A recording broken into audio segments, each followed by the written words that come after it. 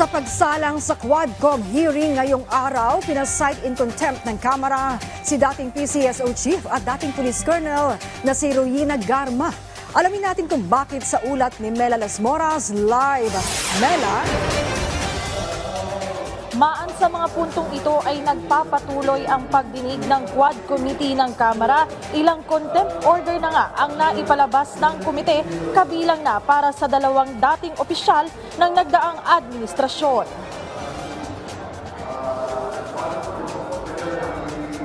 Quad Committee, sumentro ang talakayan ng mga kongresista sa war on drugs at umano'y extrajudicial killings noong administrasyon ni dating Pangulong Rodrigo Duterte. Isa sa mga humarap sa pagdinig ang dating warden ng Davao Prison and Penal Farm na si Bureau of Corrections Senior Superintendent Gerardo Padilla. Dito inihayag ng opisyal na noong 2016, tinawagan pa siya ng dating presidente para magpaabot ng pagbati sa naging pagpaslang ng tatlong Chinese drug lord na nasa kanilang kustodiya sa Davao. Ito ay bilang kumpirmasyon na rin sa testimonya ng isang PDL na tumistigo rin sa komite.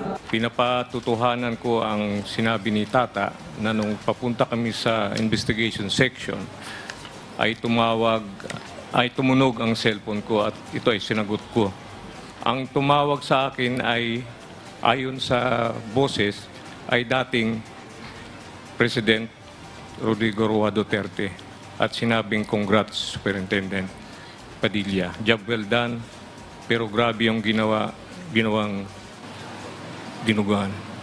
Samantala, ang dating tagapagsalita naman ni Duterte na si Attorney Harry Roque muling ipinapaaresto ng Quad Committee. Yan ay dahil sa pagkakabigo niyang maisumite ang mahalagang tax records at iba pang dokumento na kinakailangan sana sa investigasyon. Hindi rin siya humarap sa pagdinig.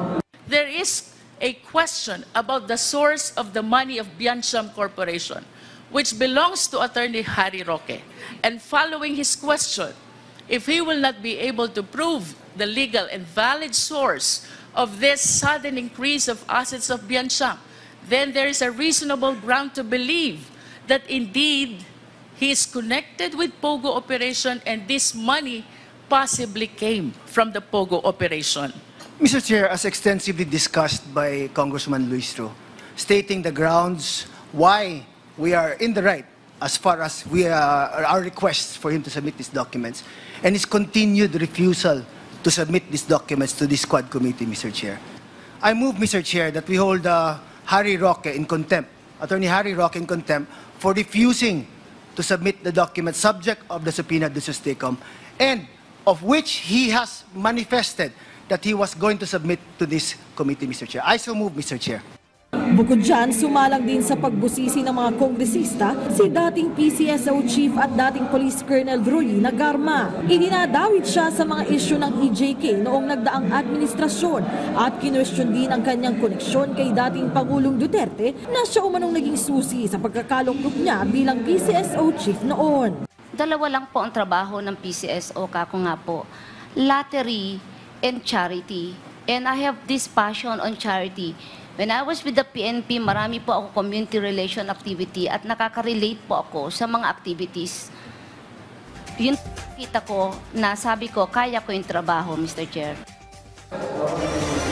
Maan kanina lamang nga ay pinasight in contempt na rin si Garma ng mga kongresista at pinayagan ang motion na yan. Ibig sabihin nga, maan ay pinapadetain na rin siya dito nga sa batasang pambansa. Kanina naiyak pa si Garma nang magmosyon ng mga kongresista hinggil dito, pero sa ngayon ay nagpapatuloy yung pagdinig at nandito rin pa rin naman siya sa pagdinig.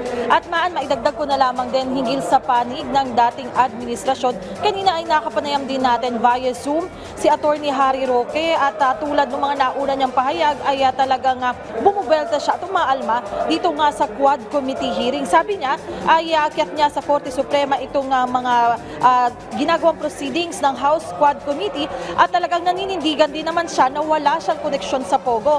Natanong din natin maan kung anong masasabi ng dating administrasyon. Ngayon niyang nabanggit din si dating Pangulong Rodrigo Duterte dito nga sa Quad Committee hearing at sinasabi niya hindi naman nababahala si dating Pangulong Duterte dahil talagang ang kanilang mga proyekto nun o programa, itong ang war on drugs, ay naayon at talagang kinakailangan. Maan?